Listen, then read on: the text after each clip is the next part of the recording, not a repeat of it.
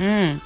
On croyait que ce qui pouvait emmener la colère de Dieu, c'est mentir à Dieu, mais aussi mentir les uns aux autres.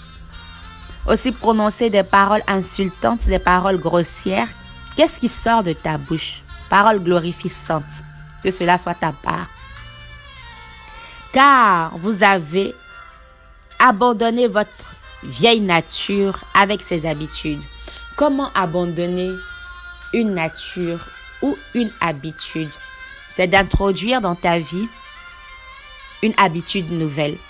Si par exemple, tu faisais une chose à une telle heure et ton corps, ton système s'est adapté à ce mode de vie et que quand l'heure arrive, tu te dis et tu te dois de faire cette chose par habitude, le secret c'est de remplacer cette chose par une chose nouvelle. Ça ne sera pas facile, mais c'est d'habituer ton corps à un nouveau système. Donc, au lieu de faire l'ancienne chose à cette heure, et si tu ne le fais pas, tu es dérangé, remplace cette chose. Faut pas dire que tu ne vas plus faire quelque chose, car la nature a horreur du vide. Mais remplace cette chose ancienne par une nouvelle.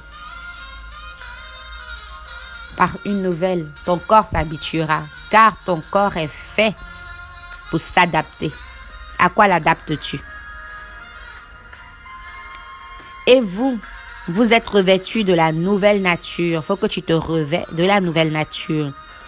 Vous êtes des êtres nouveaux que Dieu, notre Créateur, renouvelle continuellement à son image. J'aime ça. Continuellement, il nous renouvelle à son image. Donc, ne pense pas que ça va être des efforts personnels. Avec l'aide du Saint-Esprit, tu peux y arriver. La parole rassurante dans ce passage, c'est qu'il nous renouvelle continuellement. Ce n'est pas juste fait une fois pour toutes à la croix, ça nous croyons, mais c'est aussi fait quotidiennement, continuellement. Il nous renouvelle à son image.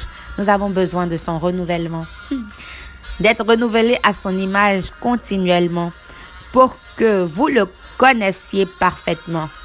Est-ce que tu cherches à le connaître parfaitement? Cela est caché dans son image qu'il nous renouvelle continuellement pour que nous le connaissions parfaitement.